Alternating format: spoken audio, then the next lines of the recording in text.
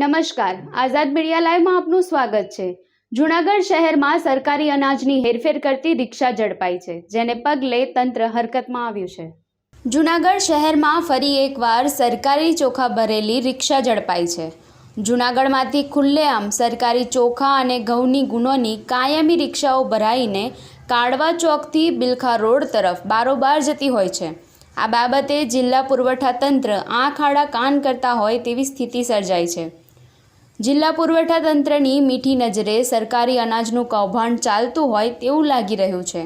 કાળવા ચોકથી Bilkha road પર સરકારી અનાજનો જથ્થો જતો હોય તેવું લોકમુખે ચર્ચાઈ રહ્યું છે, પરંતુ લોકોની સામે દેખાવ કરવા માટે એકાદ રિક્ષાને પકડી તંત્ર દ્વારા સંતોષ માનવામાં આવી રહ્યો છે।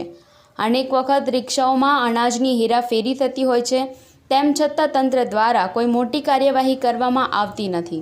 રવિભાઈ વિંજુડા, આઝાદ મીડિયા લાઈવ, જૂનાગઢ।